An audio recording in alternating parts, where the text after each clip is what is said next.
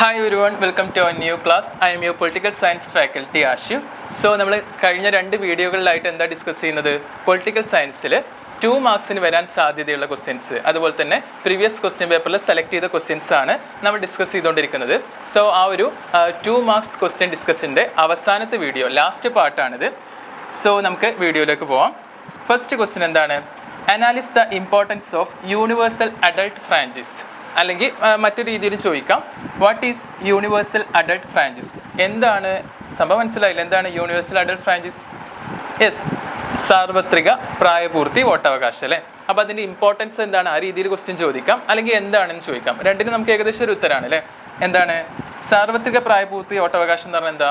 രാജ്യത്തെ പ്രായപൂർത്തിയായിട്ടുള്ള എല്ലാ പൗരന്മാർക്കും അല്ലേ, ജാതി മത വർഗ വർണ്ണ വ്യത്യാസമില്ലാതെ വോട്ട് ചെയ്യാനുള്ള അവകാശത്തെയാണ് നമ്മൾ എന്ത് പറയുന്നത് യൂണിവേഴ്സൽ അഡൾട്ട് ഫ്രാഞ്ചൈസ് അഥവാ സാർവത്രിക പ്രായപൂർത്തി വോട്ടവകാശം. സോ എന്താണ് ഇതിൻ്റെ ഒരു ഇമ്പോർട്ടൻസ്? എന്താണ്? സംസ്ഥാന ഭരണത്തിൽ എല്ലാ പൗരന്മാരുടെയും പങ്കാളിത്തം ഇത് സാധ്യമാക്കുന്നുണ്ട് അല്ലേ. നീ ഈ ജാതിക്കാരനാണ് അതുകൊണ്ട് വോട്ട് ചെയ്യണ്ട, നീ ഈ വർണ്ണക്കാരനാണ്, നീ കറുപ്പ് കളറാണ്, നീ വെളുപ്പ് കളറാണ്, നീ ആ മതക്കാരനാണ് അതുകൊണ്ട് വോട്ടില്ല, അങ്ങനെ ഉണ്ടോ? ഇല്ല. സാർവത്രിക പ്രായപൂർത്തി വോട്ടവകാശമാണ്. പ്രായപൂർത്തിയായോ നമുക്ക് എല്ലാവർക്കും വോട്ട് ചെയ്യാനുള്ള അവകാശമുണ്ട്. അതിനാണ് എന്ത് പറയുന്നത്? യൂണിവേഴ്സൽ അഡൾട്ട് ഫ്രാഞ്ചൈസ് എന്ന് പറയുന്നത്. ഇനി മറ്റൊരു ക്വസ്റ്റ്യൻ നോക്കാം. നമ്മൾ ഗുഡ് ഗവേണൻസ് പഠിച്ചിട്ടുണ്ട് അല്ലേ, സൽഭരണം എന്നൊരു പാഠം പഠിച്ചിട്ടുണ്ട് അല്ലേ, ഗുഡ് ഗവേണൻസ്. അപ്പോൾ ആ പാഠത്തിൽ നിന്നുള്ളൊരു ക്വസ്റ്റ്യൻ ആണ്, state any 2 merits of good governance. ഒരു ഗുഡ് ഗവേണൻസിൻ്റെ ഏതെങ്കിലും 2 മെറിറ്റ്സ്, ഏതെങ്കിലും നല്ല വശങ്ങൾ, ഒരു ഗുണങ്ങൾ എന്തൊക്കെയാ? ഫസ്റ്റ് വൺ എന്താ? നല്ല ഗവൺമെൻറ്റുകൾ എന്ന് പറയുമ്പോൾ തങ്ങളുടെ അധികാരവും നയങ്ങളും പ്ലാനുകളൊക്കെ എന്ത് ചെയ്യും? ജനനന്മ ലക്ഷ്യമാക്കിയിട്ട് രൂപീകരിക്കുന്നത് തന്നെ ഏറ്റവും വലിയ മെറിറ്റ് അല്ലേ. നമ്മുടെ ജനങ്ങളുടെ ലക്ഷ്യങ്ങളും അല്ലെങ്കിൽ ജനങ്ങളുടെ നന്മയെ ലക്ഷ്യമാക്കിയിട്ട് എന്ത് ചെയ്യുന്നു? ഒരു ഗുഡ് ഗവേണൻസ് എന്ത് ചെയ്യുന്നു? അവരുടെ നയങ്ങളും അല്ലെങ്കിൽ അവരുടെ അധികാരങ്ങളും വിനിയോഗിക്കുന്നു, അല്ലെങ്കിൽ നയങ്ങൾ രൂപീകരിക്കുന്നു. രണ്ടാമത്തെ പോയിന്റ് എന്താ? നല്ല ഗവൺമെൻറ്റിലെ തീരുമാനങ്ങൾക്ക് അടിസ്ഥാനം നീതിയായിരിക്കും അല്ലേ. ഇപ്പോൾ കർഷകൻ്റെ മകൻ ചെയ്യട്ടെ, പോലീസ് ചെയ്യട്ടെ, ഡോക്ടർ ചെയ്യട്ടെ, ആരും നല്ല നീതിയായിരിക്കും അവിടെ അടിസ്ഥാനം അല്ലേ.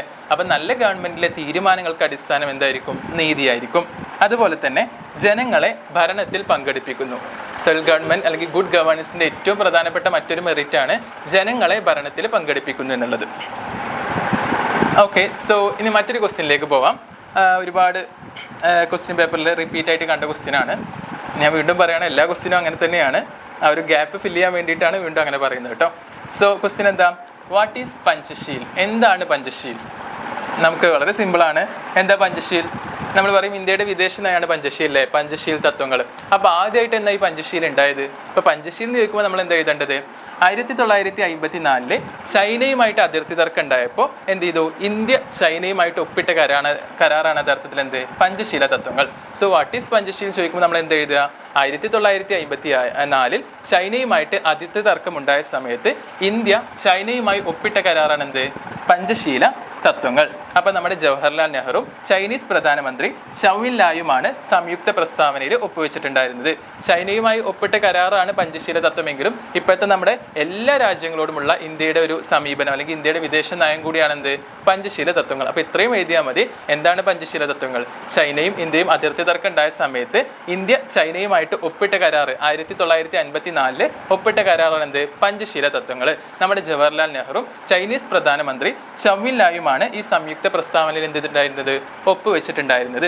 അതുപോലെ തന്നെ ഇന്ത്യ ചൈനയുമായിട്ട് ഒപ്പിട്ട കരാറാണെങ്കിൽ പോലും ഇന്ത്യയുടെ ഒരു വിദേശ നയം കൂടിയാണ് എന്ത്? പഞ്ചശീല തത്വങ്ങൾ അല്ലേ. വിദേശ നയം നമ്മൾ പഠിച്ചിട്ടുണ്ടായിരുന്നു. ഏതൊക്കെയാ പഞ്ചശീല തത്വങ്ങൾ? ചേരി നയമൊക്കെ നമ്മൾ പഠിച്ചിട്ടുണ്ടായിരുന്നു അല്ലേ.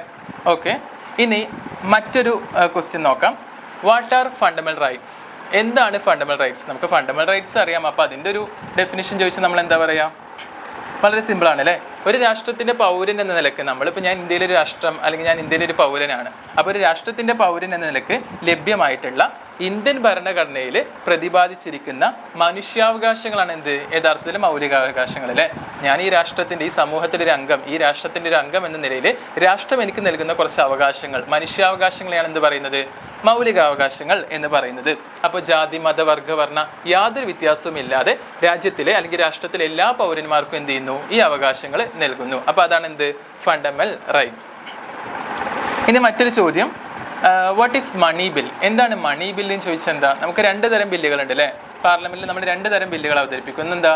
ധനബില്ലും ധനേതര ബില്ലും അല്ലേ. അതിന് മണി ബിൽ എന്ന് പറയുമ്പോൾ ധനബില്ല്. അപ്പോൾ എന്തൊക്കെയായിരിക്കും അതിൽ വരിക? അപ്പോൾ അങ്ങനെ വാട്ട് ഈസ് മണി ബിൽ?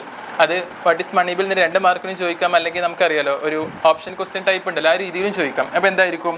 ഗവൺമെൻറ്റിൻ്റെ സാമ്പത്തിക വരുമാനം, അതുപോലെ തന്നെ കടം, ടാക്സ് തുടങ്ങിയ സാമ്പത്തിക വിഷയങ്ങൾക്ക് വേണ്ടിയിട്ട് മാത്രം അവതരിപ്പിക്കുന്ന ബില്ലിനെയാണ് നമ്മൾ എന്ത് പറയുന്നത്? മണി ബിൽ അഥവാ ധനബില്ല് എന്ന് പറയുന്നത്. അതുപോലെ തന്നെ എന്താണ് നമുക്കറിയാം, ഇത് ലോകസഭയിൽ മാത്രമേ അവതരിപ്പിക്കുള്ളൂ അല്ലേ. സാധാരണഗതിയിൽ എല്ലാ ബില്ലും എന്ത് ചെയ്യും? ലോകസഭയിലും രാജ്യസഭയിലും അവതരിപ്പിക്കും. പക്ഷേ മണി ബിൽ അഥവാ ധനബില്ല് എവിടെ അവതരിപ്പിക്കുള്ളൂ? നോർമലി എവിടെ അവതരിപ്പിക്കുക? നമ്മൾ ലോകസഭയിലാണ് അവതരിപ്പിക്കുക. അപ്പോൾ ആ ഒരു പോയിന്റ് കൂടി എഴുതുമ്പോൾ നമുക്കത് കംപ്ലീറ്റ് ആക്കാം. ഓക്കെ. ഇനി അതുപോലെ തന്നെ ഒരു ക്വസ്റ്റ്യൻ പേപ്പറിൽ ഒരു പാറ്റേൺ ആയിരുന്നു കേട്ടോ. എല്ലാം അങ്ങനെ what are fundamental rights, what are civil cases, what is money bill, ആ ഒരു രീതിയിൽ കുറച്ച് ഒരു ക്വസ്റ്റ്യൻ പേപ്പർ ഓരോരുത്തർ ഉണ്ടാക്കുന്നതാണല്ലോ ക്വസ്റ്റ്യൻ പേപ്പർ. അപ്പോൾ ആളുടെ ഒരു വീക്ഷണത്തിലിട്ട ക്വസ്റ്റ്യൻസ് ആണ് അത്. അതിൻ്റെ തുടർച്ചയാണ് വാട്ട് ആർ സിവിൽ കേസസ്. എനിക്ക് തോന്നുന്നു 2015 ഏതൊരു ക്വസ്റ്റ്യൻ പേപ്പറാണ്. Anyway, what are civil cases? എന്താ സിവിൽ കേസസ്? നമ്മൾ കോടതിയുമായി ബന്ധപ്പെട്ട കാര്യങ്ങൾ പറഞ്ഞിരുന്നു അല്ലേ. സിവിൽ കേസ്, ക്രിമിനൽ കേസ് എല്ലാവർക്കും അറിയാം, കൊലപാതകം നമ്മൾ ഫിലിംസിലൊക്കെ കാണുന്ന പോലെ. എന്താണ് സിവിൽ കേസ്? എന്താ? സ്വത്തുമായി ബന്ധപ്പെട്ട് 2 അതിലധികമോ ആളുകൾ തമ്മിലുള്ള ഏറ്റുമുട്ടലുകൾ, അല്ലെങ്കിൽ വിവാഹമോചനം, അല്ലെങ്കിൽ കരാർ ലംഘനം, അല്ലെങ്കിൽ ഭൂവുടമ കുടിയാൻ തർക്കങ്ങൾ തുടങ്ങിയ കാര്യങ്ങളൊക്കെയാണ് ഈ സിവിൽ കേസ് കൊണ്ട് ഉദ്ദേശിക്കുന്നത്. നമ്മൾ സിവിൽ കോർട്ട്, സിവിൽ കേസുകൾ എന്ന് പറയുമ്പോൾ അത്തരം കാര്യങ്ങളാണ് നമുക്ക് മനസ്സിൽ വരേണ്ടത്. ഓക്കെ. അതുപോലെ തന്നെ മറ്റൊരു ചോദ്യമാണ്, mention any 2 steps that can be taken by national human rights commission to protect human rights. അല്ലേ, നമ്മുടെ മനുഷ്യാവകാശം, ഹ്യൂമൻ റൈറ്റ്സ് എന്നൊരു പാഠം നമുക്കുണ്ട് അല്ലേ. അപ്പോൾ മനുഷ്യാവകാശങ്ങളെ സംരക്ഷിക്കാൻ വേണ്ടിയിട്ട് നമുക്കൊരു കമ്മീഷനുണ്ട്. ആരാണ് commission? National human rights commission, ദേശീയ മനുഷ്യാവകാശ സംരക്ഷണ കമ്മീഷൻ ഉണ്ട് അല്ലേ. അപ്പോൾ ആ ഒരു കമ്മീഷൻ മനുഷ്യാവകാശങ്ങളെ സംരക്ഷിക്കാൻ വേണ്ടിയിട്ട് എന്തൊക്കെയാണ് ചെയ്തിട്ടുള്ളത്? ഏതെങ്കിലും 2 പറയാനാണ് പറഞ്ഞിട്ടുള്ളത്. അത് നമുക്കറിയാം. ഫസ്റ്റ് പോയിന്റ് എന്താ? സമൂഹത്തിൻ്റെ വിവിധ ഭാഗങ്ങളിൽ മനുഷ്യാവകാശ സാക്ഷരത വ്യാപിപ്പിക്കാൻ ശ്രമിക്കുന്നുണ്ട്. ഇപ്പോൾ നമ്മളിപ്പോൾ ഈ ടെക്സ്റ്റിൽ അല്ലെങ്കിൽ നമ്മുടെ NOS +2 പൊളിറ്റിക്സിൽ എന്തിനാണ് ഇപ്പോൾ മനുഷ്യാവകാശത്തെക്കുറിച്ച് പഠിക്കുന്നത്? നമുക്ക് ആ ഒരു സാക്ഷരത കിട്ടാൻ വേണ്ടിയിട്ട്, ആ ഒരു വിഷയത്തെക്കുറിച്ച് നമുക്കൊരു ധാരണ കിട്ടാൻ വേണ്ടിയിട്ടാണ് അല്ലേ. അപ്പോൾ സമൂഹത്തിൻ്റെ വിവിധ ഭാഗങ്ങളിൽ എന്ത് ചെയ്യുന്നുണ്ട്? മനുഷ്യാവകാശത്തെക്കുറിച്ചുള്ള സാക്ഷരത വ്യാപിപ്പിക്കുന്നുണ്ട്. അതുപോലെ തന്നെ മനുഷ്യാവകാശങ്ങളുടെ രംഗത്ത് ഗവേഷണം ഏറ്റെടുക്കുകയും അത് പ്രോത്സാഹിപ്പിക്കുകയും ചെയ്യുന്നുണ്ട്. റിസർച്ചിലെ നമ്മളിപ്പോഴും PhD എന്നൊക്കെ പറയുമ്പോൾ നമ്മൾ ഒരുപാട് റിസർച്ച് ചെയ്യുന്നുണ്ട്. അപ്പോൾ മനുഷ്യാവകാശങ്ങളുടെ വിഷയത്തിൽ, ഹ്യൂമൻ റൈറ്റ്സിൻ്റെ വിഷയത്തിൽ റിസർച്ച് അതിനെ എന്ത് ചെയ്യുന്നു? അത് ചെയ്യുകയും അതിനെ പ്രോത്സാഹിപ്പിക്കുകയും ചെയ്യുന്നുണ്ട്. ആൻഡ് ലാസ്റ്റ് പോയിൻ്റായിട്ട് സർക്കാർ ഇതര സംഘടനകളുടെയും സ്ഥാപനങ്ങളുടെയും മനുഷ്യാവകാശ രംഗത്തുള്ള പരിശ്രമങ്ങളെ പ്രോത്സാഹിപ്പിക്കുന്നുണ്ട്. സർക്കാർ ഓൾറെഡി നമ്മുടെ മനുഷ്യാവകാശങ്ങൾക്ക് വേണ്ടിയിട്ട് ഒരുപാട് ചെയ്യുന്നുണ്ട്. അതോടൊപ്പം തന്നെ സർക്കാർ ഇതര സംഘടനകളെയും സ്ഥാപനങ്ങളെ കൂടി എന്ത് ചെയ്യുന്നുണ്ട്? നമ്മുടെ ദേശീയ മനുഷ്യാവകാശ കമ്മീഷൻ എന്ത് ചെയ്യുന്നുണ്ട്? പ്രോത്സാഹിപ്പിക്കുന്നുണ്ട്. ഇനി അപ്പോൾ ആ ഒരു 3 പോയിന്റ് നമ്മൾ പറഞ്ഞു. ഏതെങ്കിലും ഒരു 2 പോയിന്റ്സ് എഴുതിയാൽ തന്നെ മനുഷ്യാവകാശങ്ങൾക്ക് വേണ്ടിയിട്ട് മനുഷ്യാവകാശ കമ്മീഷൻ ഒരുപാട് പോയിന്റ്സ് ഉണ്ട്. അതിലേതെങ്കിലും 2 പോയിന്റ്സ് നമ്മളിപ്പോൾ ഡിസ്കസ് ചെയ്തു. ഇനി മറ്റൊരു ചോദ്യമാണ്, mention any 2 causes of ethnic violence in Sri Lanka. നമ്മൾ നേരത്തെ കഴിഞ്ഞ വീഡിയോയിലാന്ന് തോന്നുന്നുണ്ട് ചൈനയും ഇന്ത്യയും നമ്മൾ ഏതെങ്കിലും ഡിസ്പ്യൂട്ട്സ് പഠിച്ചു അല്ലേ, ഓർ ഈ വീഡിയോയിലാണെന്ന് അറിയില്ല. സോ നമ്മളതുപോലെ തന്നെ ചോദ്യമാണ്, mention any 2 causes of ethnic violence in Sri Lanka. ശ്രീലങ്കയിൽ ഉള്ള ഏതെങ്കിലും 2 സംഘർഷങ്ങൾക്കുള്ള കാരണങ്ങൾ. ഒരുപാട് സംഘർഷങ്ങൾ നമ്മൾ പഠിച്ചു, ഇന്ത്യ ശ്രീലങ്ക തമ്മിലുള്ള ബന്ധമൊക്കെ പഠിച്ചു, അങ്ങനെ ഒരുപാട് സംഘർഷങ്ങൾ ഉണ്ടായെന്ന് പഠിച്ചു. അപ്പോൾ അതിൻ്റെ കാരണമാണ് ചോദിക്കുന്നത്. Mention any major causes of ethnic violence in Sri Lanka. നമുക്കറിയാം എന്താണ്, ശ്രീലങ്കയിൽ 2 വിഭാഗങ്ങളാണ് ഉള്ളത് അല്ലേ. ഒന്ന് അവിടുത്തെ ആദിനിവാസികളായിട്ടുള്ള സിംഹളരും, രണ്ടാമത്തെ ആരാണ്? അവിടേക്ക് ഇന്ത്യയിൽ നിന്ന് കുടിയേറിയിട്ടുള്ള തമിഴരും. അപ്പോൾ എന്ത് ചെയ്തു? ശ്രീലങ്കയിൽ എന്ത് ചെയ്തു? നമ്മുടെ സിംഹളം ഏകദേശീയ ഭാഷയായിട്ട് അംഗീകരിക്കപ്പെട്ടതും അതുപോലെ തന്നെ തമിഴ് ഭൂരിപക്ഷ പ്രദേശങ്ങളെ കോളനികളാക്കി മാറ്റാൻ വേണ്ടിയിട്ട് സിംഹളർക്ക് സർക്കാരിൽ നിന്ന് കുറേ സഹായങ്ങൾ കിട്ടിയത് എന്ത് ചെയ്തു? തമിഴരെ പ്രകോപിപ്പിച്ചു, അല്ലെങ്കിൽ അവരെന്ത് ചെയ്തു? ബുദ്ധിമുട്ടിലാക്കി. അങ്ങനെ എന്ത് ചെയ്തു? തമിഴര് liberation tigers of Tamil Eelam LTTE എന്നൊരു സംഘടന സ്ഥാപിച്ചു. എന്തിനു വേണ്ടിയിട്ട്? അങ്ങനെ സംഘടന സ്ഥാപിച്ച് എന്ത് ചെയ്തു? അവർ ആയുധമേന്തി പോരാടാൻ തുടങ്ങി. അങ്ങനെയാണ് എന്ത് ചെയ്യുന്നത്? ശ്രീലങ്കയിൽ പ്രധാനമായിട്ടും സിംഹളരും തമിഴരും തമ്മിൽ സംഘർഷങ്ങൾ ഉണ്ടാകുന്നത്. അപ്പോൾ അവിടുത്തെ ആദിനിവാസികളാണ് സിംഹളര്, അവിടേക്ക് കുടിയേറിയവരാണെന്ത്? തമിഴര്. അപ്പോൾ ഇത്രയും കാര്യങ്ങളാണ് ശ്രീലങ്കയിലെ ഒരു വയലൻസ്, സംഘർഷങ്ങളുടെ കാരണം എന്ന് പറയുമ്പോൾ. ആ തമിഴരുടെ ഭൂപ്രദേശത്തെ കോളനികളാക്കി മാറ്റാൻ ആര് ശ്രമിച്ചു? സിംഹളര് ശ്രമിച്ചു. അതുപോലെ തന്നെ സിംഹളം ആ ഭാഷ എന്ത് ചെയ്തു? ദേശീയ ഭാഷയായിട്ട് അംഗീകരിക്കപ്പെട്ടത് എന്ത് ചെയ്തു? കലഹങ്ങൾക്ക് കാരണമാവാണ് ചെയ്തത്. അങ്ങനെയാണ് തമിഴർ എന്ത് ചെയ്യുന്നത്? LTTE എന്ന സംഘടന സ്ഥാപിക്കുകയും ആയുധമേന്തി പോരാടുകയും ചെയ്യുന്നത്. സോ ഒരു എത്നിക് കോസ് എന്ന് പറയുമ്പോൾ ഇത്രയും കാര്യങ്ങളാണ് നമ്മൾ എഴുതേണ്ടത്. ഓക്കെ. ഇനി മറ്റൊരു ചോദ്യമാണ്, explain right to constitutional remedies. Constitutional remedies എന്ന റൈറ്റിനെ ഒന്ന് എക്സ്പ്ലെയിൻ ചെയ്യാം. നമുക്കറിയാം ഫണ്ടമെന്റൽ റൈറ്റ്സ് 6 ഉണ്ട്, ഓരോ റൈറ്റ്സ് നമ്മൾ പഠിച്ചിട്ടുണ്ട്. അപ്പോൾ മേ ബി അതിൽ ഒരു റൈറ്റ് എടുത്തിട്ട് എന്ത് ചെയ്യും, 2 മാർക്കിന് ചോദിക്കും, എക്സ്പ്ലെയിൻ ദിസ് റൈറ്റ്. ഇപ്പോൾ ഇവിടെ ചോദിച്ചിട്ടുള്ളത് explain right to constitutional remedies അല്ലേ. ഭരണഘടനാപരമായിട്ടുള്ള പരിഹാരങ്ങൾക്കുള്ള അവകാശം നമുക്കുണ്ട്, അതൊന്ന് എക്സ്പ്ലെയിൻ ചെയ്യുക. എന്താണ്, നമുക്ക് സിമ്പിളായിട്ട് അറിയാം അല്ലേ. ഒരു പൗരന് നമുക്ക് ഒരുപാട് മൗലികാവകാശങ്ങളുണ്ട്. എന്തൊക്കെയാണ്? സമത്വത്തിനുള്ള അവകാശം, സ്വാതന്ത്ര്യത്തിനുള്ള അവകാശം, സംസ്കാരത്തിലുള്ള അവകാശം, വിദ്യാഭ്യാസത്തിനുള്ള അവകാശം, അങ്ങനെ ഒരുപാട് അവകാശങ്ങളുണ്ട് അല്ലേ. മതസ്വാതന്ത്ര്യത്തിനുള്ള അവകാശം. അപ്പോൾ ഇതിൽ ഏതെങ്കിലും മൗലികാവകാശങ്ങൾ ലംഘിക്കപ്പെട്ടാൽ ഹൈക്കോടതിയിലേക്കോ സുപ്രീം കോടതിയിലേക്കോ നമുക്ക് പോകാൻ പറ്റൂലേ. ആ ഒരു അധികാരത്തെ അല്ലെങ്കിൽ ആ ഒരു അവകാശത്തെ, ആ ഒരു മൗലികാവകാശത്തെയാണ് എന്ത് പറയുന്നത്, റൈറ്റ് ടു കോൺസ്റ്റിറ്റ്യൂഷണൽ റെമഡീസ്. ഒന്നുകൂടി ക്ലിയർ ആയിട്ട് പറഞ്ഞാൽ, ഒരു പൗരന് തൻ്റെ മൗലികാവകാശങ്ങൾ ലംഘിക്കപ്പെട്ടാൽ അവ പുനഃസ്ഥാപിച്ച് കിട്ടുന്നതിന് വേണ്ടി എന്ത് ചെയ്യാം, സുപ്രീം കോടതിയെയോ ഹൈക്കോടതിയെയോ സമീപിക്കാവുന്നതാണ്. ഈ മൗലികാവകാശത്തെയാണ് എന്ത് പറയുന്നത്, കോൺസ്റ്റിറ്റ്യൂഷണൽ റെമഡീസ് എന്ന് പറയുന്നത്. ഇനി മറ്റൊരു ചോദ്യം, നമ്മൾ റിട്ടുകളെ പറ്റി പറഞ്ഞിരുന്നു അല്ലേ. അതിനുമായി ബന്ധപ്പെട്ടൊരു ചോദ്യമാണ്, name any 2 writs issued by the court to protect fundamental rights. ഏതെങ്കിലും 2 റിട്ടുകൾ എഴുതാനാണ്. നമ്മൾ കുറേ റിട്ട് പഠിച്ചിട്ടുണ്ട്. ഏതൊക്കെയാണ്? ഹേബിയസ് കോർപ്പസ്, മാൻഡമസ്, അങ്ങനെ കുറേ റിട്ടുകൾ പഠിച്ചിട്ടുണ്ട്. അപ്പോൾ ഏതെങ്കിലും 2 എഴുതിയാൽ മതി. ഞാനൊരു സിമ്പിളായിട്ടുള്ള 2 പറയാം. ഫസ്റ്റ് വൺ എന്താ, റിട്ട് എന്ന് പറഞ്ഞാൽ എന്താ, നമ്മുടെ മൗലികാവകാശങ്ങളെ സംരക്ഷിക്കാൻ വേണ്ടിയിട്ടാണ് അല്ലേ. അപ്പോൾ മൗലികാവകാശങ്ങളെ സംരക്ഷിക്കുന്നതിനുള്ള ഏതെങ്കിലും 2 റിട്ടുകൾ എഴുതാനാണ് പറഞ്ഞിട്ടുള്ളത്. സോ ഫസ്റ്റ് വൺ നമുക്ക് മാൻഡമസ് നോക്കാം. മാൻഡമസ് എന്ന് പറഞ്ഞാൽ എന്താ, തൻ്റെ അധികാര പരിധിയിൽ പെടുന്ന, ഇപ്പം എൻ്റെ അധികാര പരിധിയിൽ പെടുന്ന ഒരു കാര്യം അത് നടത്താൻ ഞാൻ വിസമ്മതിച്ചാൽ അത് എന്ത് ചെയ്യും, കോടതി അറിഞ്ഞാൽ എന്ത് ചെയ്യും, കോടതി ഇറക്കുന്ന ഉത്തരവ്, അതിനെയാണ് എന്ത് പറയുന്നത്, മാൻഡമസ് എന്ന് പറയുന്നത്. അഥവാ തൻ്റെ അധികാര പരിധിയിൽ പെടുന്ന ഒരു കാര്യം നടത്താൻ അതിന് നിയമപരമായിട്ടുള്ള ഒരു സർക്കാർ ഉദ്യോഗസ്ഥരോ അല്ലെങ്കിൽ സ്ഥാപനമൊക്കെ എന്താണ് തയ്യാറാവുന്നില്ലെങ്കിൽ, അല്ലെങ്കിൽ അതുവഴി ഒരാളുടെ സ്വകാര്യ ആവശ്യങ്ങൾ എന്താണ് ലംഘിക്കപ്പെടുകയാണെങ്കിൽ എന്ത് ചെയ്യും, അക്കാര്യം ബോധ്യപ്പെടുന്ന കോടതി പുറപ്പെടുവിക്കുന്ന ഉത്തരവിനെയാണ് നമ്മൾ എന്ത് പറയുന്നത്, മാൻഡമസ് എന്ന് പറയുന്നത്. സോ ഒരു പോയിന്റ് മാൻഡമസ് എടുക്കാം. രണ്ടാമത്തത് വളരെ സിമ്പിളാണ്, പ്രൊഹിബിഷൻ എന്ന് പറയും. അതും ഒരു റിട്ടാണ്. എന്താണ് പ്രൊഹിബിഷൻ? നമ്മൾ എല്ലാവരും നമ്മളെ അധികാരത്തിൽ കാര്യം നടത്തിയത് അല്ലേ, നമ്മൾ അധികാരത്തിന് പുറത്തുള്ളതിൽ നമ്മൾ എന്ത് ചെയ്യരുത്, പോയിട്ട് ഇടപെടാൻ നിൽക്കരുത്. അപ്പോൾ തൻ്റെ അധികാര പരിധിക്ക് പുറത്തൊരു നിയമം അല്ലെങ്കിൽ ഒരു നിയമം നടപ്പാക്കുന്നത് തടഞ്ഞുകൊണ്ട് ഉന്നത കോടതി കീഴ്ക്കോടതികൾക്ക് നൽകുന്ന ഉത്തരവാണ് എന്ത് പറയുന്നത്, നമ്മൾ എന്ത് പറയുന്നത്, പ്രൊഹിബിഷൻ, നിരോധനം എന്നാ മലയാളത്തിൽ പറയാം അല്ലേ. നമ്മൾ നമ്മുടെ കാര്യം നോക്കിയാൽ മതി, അല്ലെങ്കിൽ നമ്മുടെ അധികാര പരിധിയിൽ നമ്മുടെ വർക്ക് ചെയ്താൽ മതി, നമ്മുടെ പുറത്തുള്ള വർക്ക് ചെയ്യാൻ നിൽക്കണ്ട അല്ലേ. അതുപോലെ തൻ്റെ അധികാര പരിധിയിൽ പെടുന്നതിനപ്പുറം തൻ്റെ അധികാര പരിധിയിൽ പെടാത്തൊരു കാര്യം അല്ലെങ്കിൽ ഒരു നിയമം നടപ്പാക്കുന്നത് കണ്ടാൽ ഉന്നത കോടതി കീഴ്ക്കോടതികൾക്ക് നൽകുന്ന ഉത്തരവിനെയാണ് നമ്മൾ എന്ത് പറയുന്നത്, പ്രൊഹിബിഷൻ, നിരോധനം എന്ന് പറയുന്നത്. ആൻഡ് നിങ്ങൾക്ക് ഈസിയസ്റ്റ് ആയിട്ടുള്ള വേറെ ഏതെങ്കിലും റിട്ട് ഉണ്ടെങ്കിൽ സെലക്ട് ചെയ്യാവുന്നതാണ്. വാറന്റ് ഉണ്ട്, ഹേബിയോ കോർപ്പസ് ഉണ്ട്. ഞാൻ ജസ്റ്റ് 2 സെലക്ട് ചെയ്തേ. അതുപോലെ തന്നെ മറ്റൊരു ചോദ്യമാണ്, explain the meaning of nation. നമ്മൾ ഡിഫൈൻ സ്റ്റേറ്റ്, നമ്മൾ സ്റ്റേറ്റിൻ്റെ മീനിങ് പഠിച്ചു, സർവോദയയുടെ മീനിങ് ഒക്കെ പഠിച്ചു. ഇനി ഇത് വരുന്നത് എന്താണ്, explain the meaning of nation. Nation എന്നതിൻ്റെ മീനിങ് എന്താ നമുക്ക് നോക്കാം. വളരെ സിമ്പിളാണ്. നാഷൻ എന്ന പദം തന്നെ വന്നത് എന്തിനാണ്, ജനനം എന്നർത്ഥമുള്ള നോഷ്യോ എന്ന ലാറ്റിൻ പദത്തിൽ നിന്നാണ് നാഷൻ എന്ന പദം വരുന്നത്.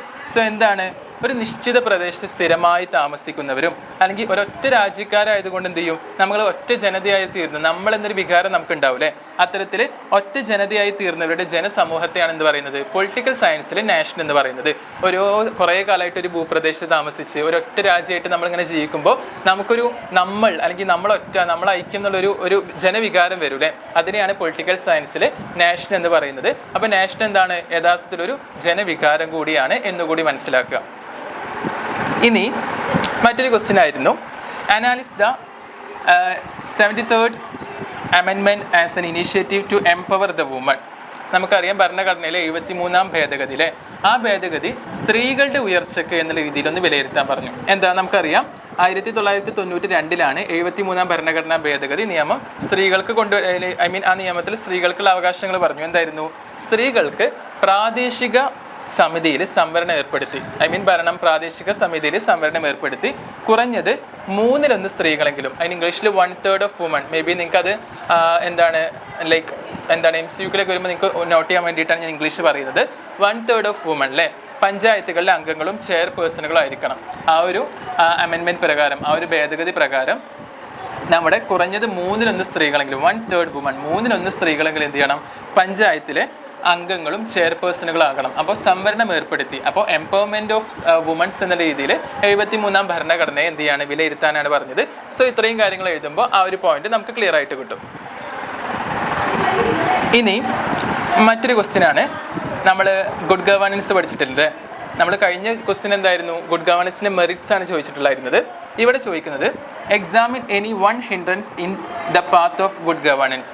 നമ്മുടെ സൽഭരണത്തെ ബാധിക്കുന്ന ഒരു നെഗറ്റീവ്, ഹിൻഡ്രൻസ് എന്ന് പറയും അല്ലേ, ഹിൻഡ്രൻസ് നെഗറ്റീവ് എന്താണ്? സോ വളരെ സിമ്പിളാണ്, നമുക്ക് നോക്കാം. ജനപ്പെരുപ്പം അല്ലേ, ഗ്രോത്ത് ഓഫ് പോപ്പുലേഷൻ. ജനങ്ങൾ കൂടി എന്താ ഉണ്ടാവുക? ജനസംഖ്യ വർധനവിൻ്റെ ഫലമായിട്ട് രാജ്യത്ത് എന്തുണ്ടാവും? തൊഴിലില്ലായ്മ ഉണ്ടാവും, അതുപോലെ തന്നെ പാർപ്പിട ദൗർബല്യം ഉണ്ടാവും, അതുപോലെ തന്നെ പരിസ്ഥിതി മലിനീകരണം ഉണ്ടാവും. അപ്പോൾ ഇങ്ങനെ ഓരോ പ്രശ്നങ്ങൾ ഉണ്ടാകുമ്പോൾ വികസനങ്ങളൊന്നും തന്നെ ഫലവത്താവാതെ പോകും. അപ്പോൾ അതെന്താണ് ഒരു റീസൺ ആണ് അല്ലേ, നമ്മുടെ ഗുഡ് ഗവേണൻസിനെ ബാധിക്കുന്ന, അല്ലെങ്കിൽ ഗുഡ് ഗവേണൻസിൻ്റെ ഒരു ഹിൻഡ്രൻസ് ആണ് ചോദിക്കുന്നത്. അപ്പോൾ ഏതാണ്?